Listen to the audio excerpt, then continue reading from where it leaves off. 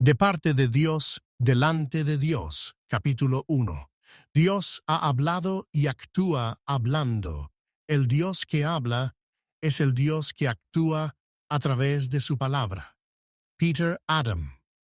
La verdadera predicación comienza con esta confesión. Predicamos porque Dios ha hablado. Albert Mohler. Hace unos meses una pareja de nuestra iglesia me relató algo que sucedió en la escuela con uno de sus hijos.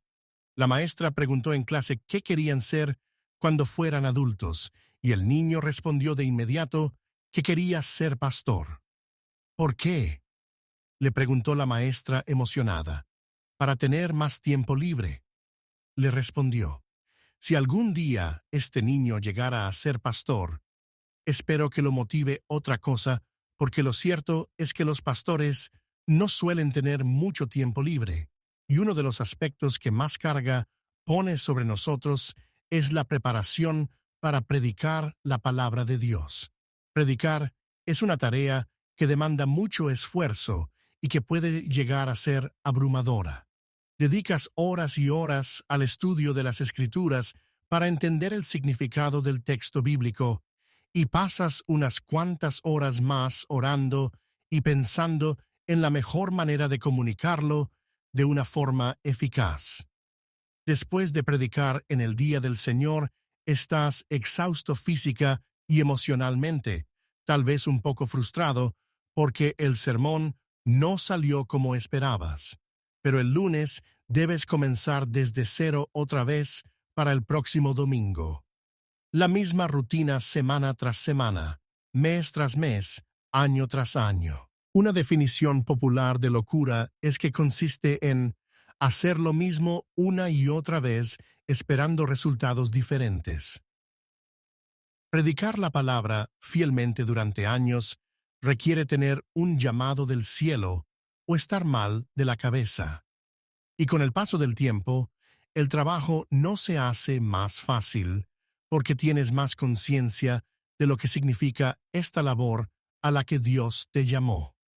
Pienso que John Chapman, el famoso expositor australiano, tenía mucha razón al afirmar que la etapa más difícil del ministerio de predicación son los primeros 50 años. Si a eso le agregas la hostilidad o indiferencia que muchos sienten hoy hacia la predicación, y la presión que tienen muchos pastores y líderes para que se adapten al espíritu de la época y busquen formas más novedosas de atraer a las personas a la iglesia, te darás cuenta de que mantenerte en tu posición, haciendo lo que Dios quiere que hagas, exige poseer fuertes convicciones enraizadas en una correcta teología sobre la predicación. Como bien señala John Stott, en un mundo que aparentemente no está dispuesto a escuchar o no es capaz de hacerlo, ¿cómo podemos estar persuadidos de continuar predicando y aprender a hacerlo de forma efectiva? El secreto esencial no es dominar ciertas técnicas, sino estar dominado por ciertas convicciones. En otras palabras, la teología es más importante que la metodología. Las técnicas solo pueden convertirnos en oradores. Si queremos ser predicadores, necesitamos teología.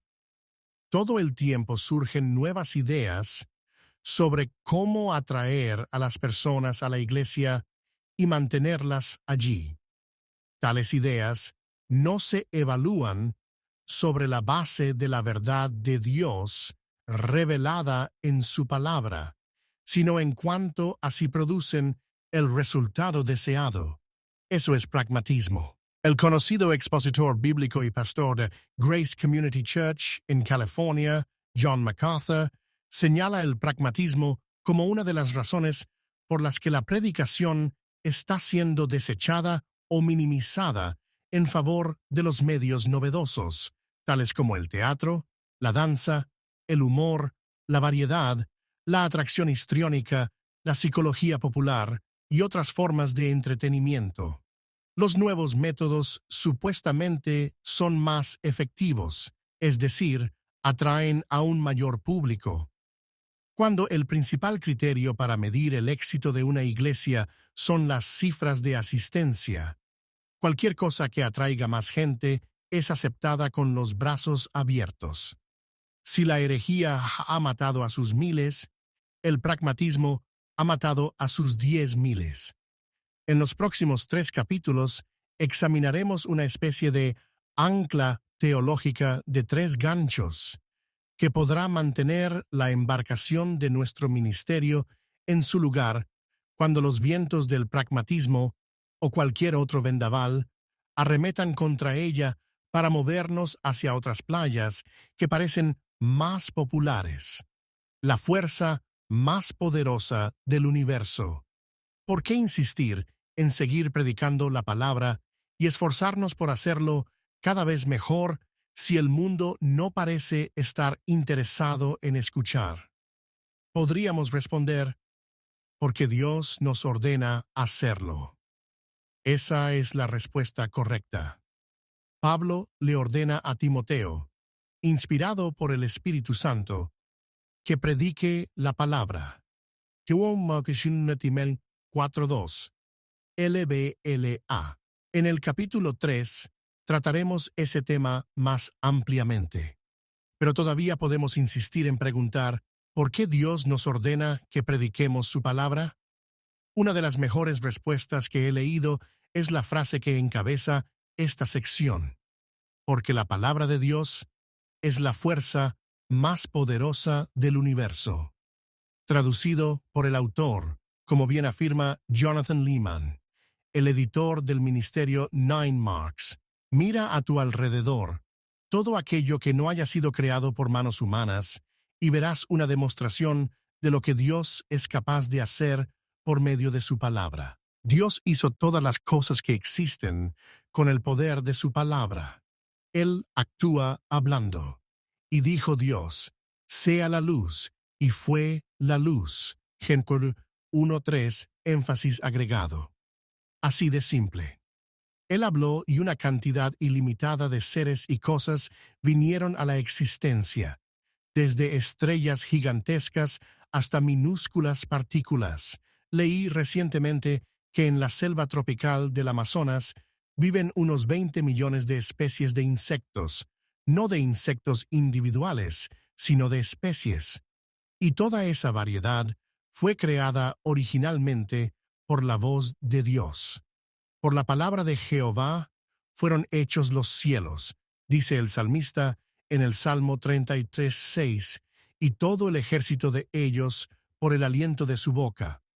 Y en el gran capítulo de la fe del Nuevo Testamento, Hebreos 11, el escritor afirma que, por la fe, entendemos haber sido constituido el universo por la palabra de Dios, de modo que lo que se ve fue hecho de lo que no se veía. Hebreos 11:3, compinio a Juan 1:1-3. El apóstol Pedro añade que los cielos y la tierra, que fueron formados por la palabra de Dios, son preservados por esa misma palabra.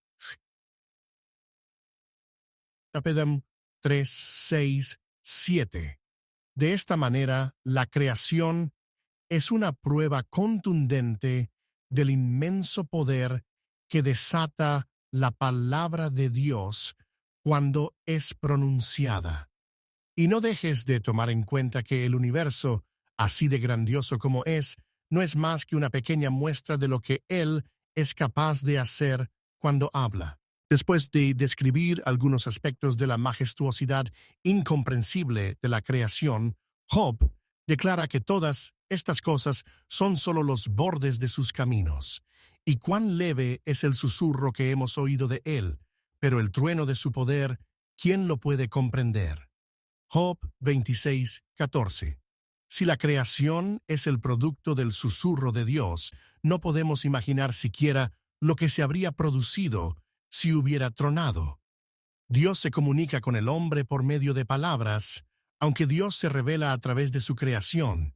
Salmo 19:1-6, Romanos 1, 18, 21, Él no dejó a Adán y a Eva librados a su propio razonamiento para que trataran de interpretar lo creado, sino que decidió hablarles. Génesis 2, 15, 17, 3, 8. Adán y Eva escuchaban la voz de Dios en el huerto del Edén y debían responder con adoración y en obediencia.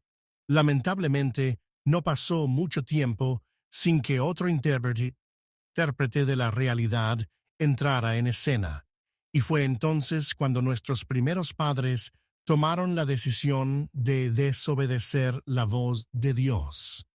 En ese momento, Él pudo haber tomado la decisión de guardar silencio y dejar al hombre rebelde perdido en su condenación, pero no lo hizo. Desde el mismo momento en que Adán y Eva comieron de la fruta prohibida, Dios hizo oír su voz una vez más en el huerto, trayendo juicio sobre el pecado y prometiendo la bendición de su gracia. Génesis 3, 9, 19. Dios prometió a Adán y Eva, en Génesis 3:15, que les enviaría un redentor nacido de mujer, un ser humano, que habría de herir mortalmente la cabeza de aquel que los había tentado a rebelarse contra él. Más adelante, en cumplimiento de esa promesa, Dios creó un pueblo, y de nuevo vemos a Dios actuar a través de su palabra. Dios crea a su pueblo por medio de su palabra. Dios llamó a Abraham a dejar su tierra y su parentela para hacer de él una gran nación, a través de la cual serían bendecidas todas las familias de la tierra. Génesis 12, 1, 3. Ese llamado marcó el inicio de la nación de Israel en la historia. Unos años más tarde, Dios hizo un pacto con Abraham, prometiéndole una descendencia más numerosa que las estrellas del cielo. Génesis 15:5. Abraham y Sara no podían tener hijos, pero Dios habló, y eso fue suficiente para hacer realidad el nacimiento del niño. Así el pueblo de Dios es creado por la palabra de Dios. Él crea y recrea a través de su palabra. Él, de su voluntad, nos hizo nacer, dice Santiago, por la palabra de verdad, para que seamos primicias de sus criaturas. Santiago 18. Fue por medio de la semilla incorruptible de la palabra de Dios que nacimos de nuevo. 1 Pedro 1, 22, 23. Pocos pasajes de las Escrituras muestran esta realidad de una forma tan memorable como el capítulo 37 del libro del profeta Ezequiel.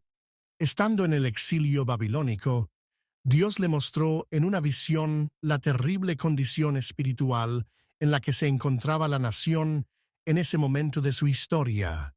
La mano de Jehová vino sobre mí, y me llevó en el espíritu de Jehová, y me puso en medio de un valle que estaba lleno de huesos, y me hizo pasar cerca de ellos por todo en derredor. Y he aquí que eran muchísimos sobre la faz del campo, y por cierto secos en gran manera. Ezequiel 37, Anáquisi, MV 37, 1, 2. Esta es una escena de total desolación. Es como un gran campo de batalla lleno de cadáveres, sin un solo sobreviviente que pudiera enterrar los cuerpos de sus camaradas. Si alguna vez viste las imágenes de las fosas comunes que se descubrieron en los campos de concentración de la Segunda Guerra Mundial, podrás tener una idea aproximada de lo que vio Ezequiel aquel día. Pero entonces Dios puso a prueba la fe del profeta. Hijo de hombre, ¿vivirán estos huesos? Ezequiel 37, 3. Humanamente hablando, solo había una respuesta posible. Por supuesto que no. No había esperanza alguna de que esos huesos volvieran a la vida para convertirse otra vez en el ejército de los escuadrones del Dios viviente. Pero Ezequiel conocía a Dios y lo que era capaz de hacer. Así que le respondió con toda humildad: Señor Jehová, tú lo sabes. Ezequiel 37:3. Era imposible que esos huesos volvieran a la vida, a menos que Dios interviniera con su poder, y eso es precisamente lo que Dios decidió hacer. Me dijo entonces: profetiza sobre estos huesos y diles: huesos secos, oíd palabra de Jehová. Ezequiel 37:4. Dios le ordena a Ezequiel que les predique a los huesos. Aunque estaban secos en gran manera, estos huesos escucharían la voz de Dios si él decidía hablarles a través del profeta. Así ha dicho Jehová el Señor a estos huesos: He aquí, yo hago entrar espíritu en vosotros y viviréis, y pondré tendones sobre vosotros, y haré subir sobre vosotros carne, y os cubriré de piel, y pondré en vosotros espíritu, y viviréis, y sabréis que yo soy Jehová. Ezequiel 37:5-6. El mandato de Dios parece una locura. ¿Qué sentido tiene predicar en un valle lleno de huesos? Pero Ezequiel obedeció y de inmediato entró en acción el poder vivificante de la palabra de Dios. Profeticé, pues, como me fue mandado, y hubo un ruido mientras yo profetizaba, y he aquí un temblor, y los huesos se juntaron cada hueso con su hueso. Y miré, y he aquí tendones sobre ellos, y la carne subió, y la piel cubrió por encima de ellos, pero no había en ellos espíritu. Y me dijo: profetiza al espíritu, profetiza, hijo de hombre, y di al espíritu: así ha dicho Jehová el Señor, espíritu, ven de los cuatro vientos, y sopla sobre estos muertos, y vivirán. Y profeticé como me había mandado, y entró espíritu en ellos, y vivieron, y estuvieron sobre sus pies, un ejército grande en extremo. Ezequiel 37:7-10. Ezequiel transmitió el mensaje de parte de Dios, y los huesos comenzaron a moverse. Se escuchó un ruido atronador en el valle, mientras miles y miles de huesos se movilizaban en busca de su contraparte, hasta juntarse cada hueso con su hueso.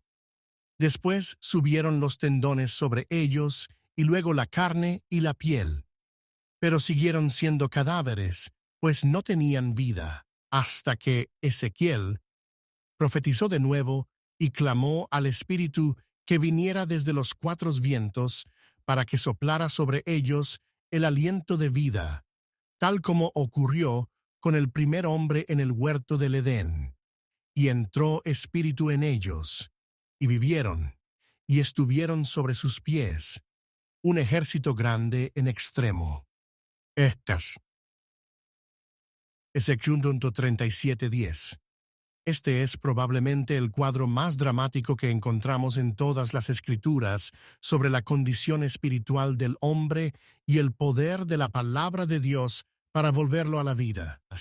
Tal vez Ezequiel se sentía desalentado al ver el poco impacto visible de su ministerio. Meses y meses llamando al pueblo al arrepentimiento, sin ningún resultado aparente.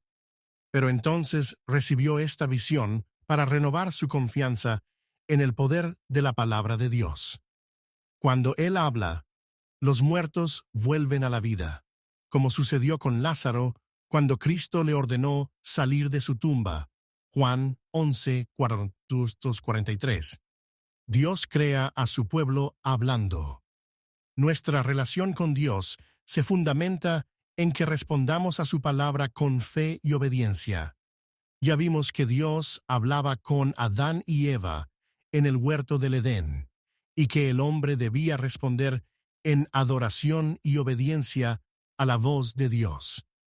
La relación de intimidad que ellos tenían con Dios en el jardín no se fundamentaba en ninguna cosa que ellos hubieran visto de él, sino en el hecho de escuchar lo que él decía. Ese fue precisamente el foco de ataque de Satanás, es decir, llevar a nuestros primeros padres a desoír la voz de Dios y a desconfiar de su palabra. ¿Con que Dios os ha dicho? Satanás sabía que esa relación dependía de que ellos siguieran escuchando y obedeciendo su voz.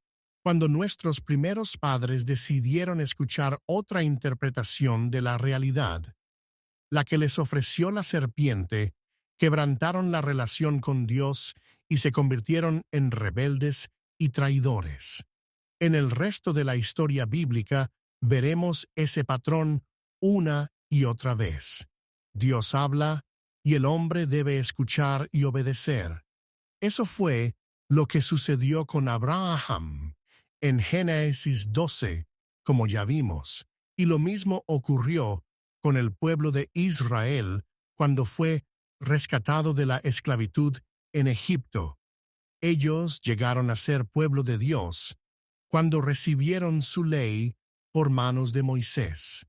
Aplicad vuestro corazón a todas las palabras que yo os testifico hoy, para que las mandéis a vuestros hijos, a fin de que cuiden de cumplir todas las palabras de esta ley. Porque no os es cosa vana, es vuestra vida, y por medio de esta ley haréis prolongar vuestros días sobre la tierra a donde vais, pasando el Jordán, para tomar posesión de ella. Deut 32, 46, 47. En uno de los sermones de Moisés, registrados en el libro de Deuteronomio, se enfatiza el enorme privilegio que Dios les había concedido como nación al enviarles su palabra. ¿Ha oído pueblo alguno la voz de Dios hablando de en medio del fuego, como tú la has oído, sin perecer? ¿O ha intentado Dios venir a tomar para sí una nación de en medio de otra nación, con pruebas, con señales, con milagros y con guerra, y mano poderosa, y brazo extendido, y hechos aterradores, como todo lo que hizo con vosotros Jehová vuestro Dios en Egipto, ante tus ojos? A ti te fue mostrado, para que supieses que Jehová es Dios, y no hay otro fuera de él. Desde los cielos te hizo oír su voz, para enseñarte, y sobre la tierra te mostró su gran fuego. Y has oído sus palabras de en medio del fuego. Deuteronomio 4:33-36. Moisés había guiado al pueblo a través del desierto durante 40 años, y ahora se encontraban al otro lado del Jordán, a punto de entrar en la tierra prometida. Como líder de la nación, cualquiera esperaría que los adiestrara militarmente para la empresa de conquista que tenían por delante. Pero lo que hizo Moisés, en cambio, fue recordarles que ellos eran la única nación del planeta que había escuchado la voz de Dios. Eso era, sin duda, un gran privilegio, pero era también una gran responsabilidad. Dios se encargaría de darles la tierra por herencia, conforme a su promesa, pero ellos debían responder con obediencia y fe a esa palabra que habían recibido. Ese es uno de los temas centrales del libro de Deuteronomio. Dios ha hablado. Deben escuchar y obedecer. Este era un asunto de vital importancia porque la supervivencia de la nación dependía de escuchar y obedecer la voz de Dios. Y eso no ha cambiado en lo más mínimo. Si el Dios del universo ha hablado, sus criaturas deben escuchar y obedecer. Ese es el fundamento que sustenta nuestra relación con Él. Esta realidad alcanza su punto álgido en la historia redentora, en la encarnación de la palabra de Dios, nuestro Señor Jesucristo.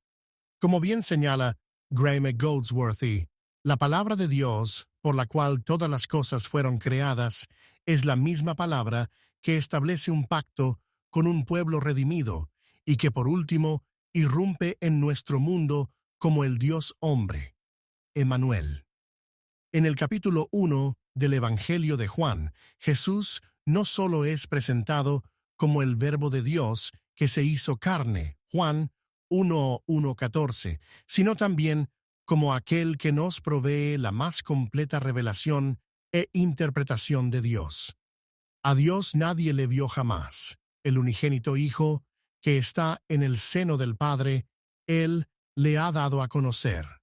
Juan 1:18. El verbo griego que se traduce como dar a conocer es exegeomai, de donde deriva nuestra palabra exégesis en español. Es sólo por medio de esa palabra encarnada que Dios puede llegar a ser conocido tal cual es, y es sólo por medio de esa palabra encarnada que podemos relacionarnos con Él. Juan 14:6, 1 Timoteo 2:5.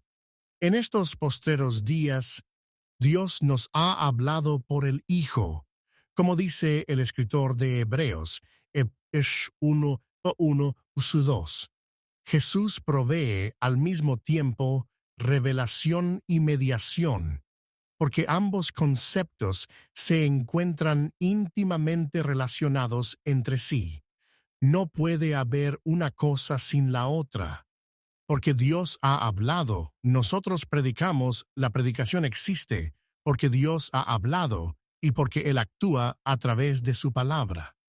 Si fuéramos adoradores de un ídolo mudo, no tendríamos nada de qué hablar, o bien podríamos decir todo lo que nos viniera en ganas. Pero una vez que se adueña de nosotros la convicción de que Dios actúa hablando, no podemos hacer otra cosa que hablar nosotros también, pero solo para que su voz pueda ser escuchada en la exposición de su palabra, como veremos más adelante. Si el león ruge, ¿quién no temerá? Si habla Jehová el Señor, ¿quién no profetizará? Amós 3:8. Como bien señalan Mark Dever, pastor de la Iglesia Bautista Capitol Hill en Washington, y Greg Gilbert, pastor de la Tercera Iglesia Bautista en Louisville.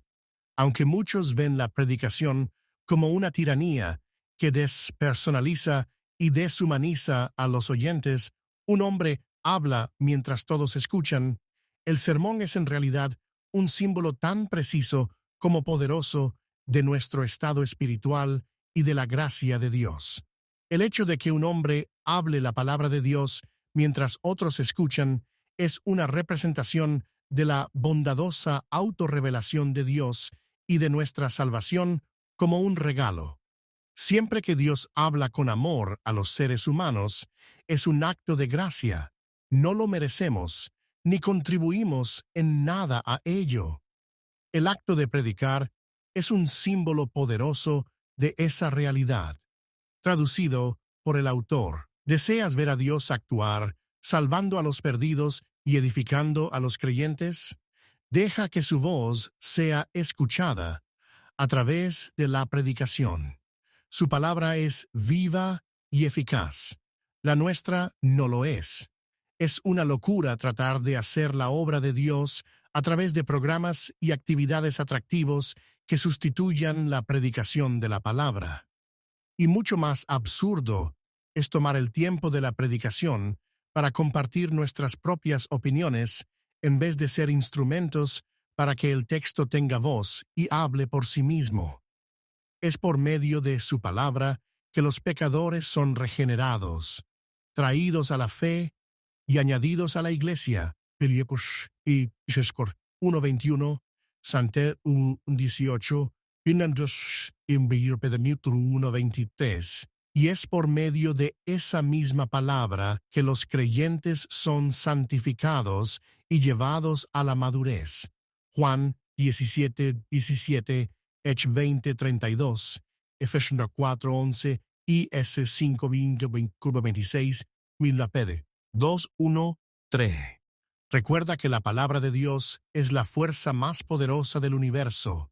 Traducido por el autor, es, si de verdad lo creemos, entonces dejaremos que sea Él quien hable y no nosotros. Y Dios sigue hablando hoy a través de su palabra escrita. Ese es el segundo gancho de nuestra ancla teológica que veremos en el próximo capítulo.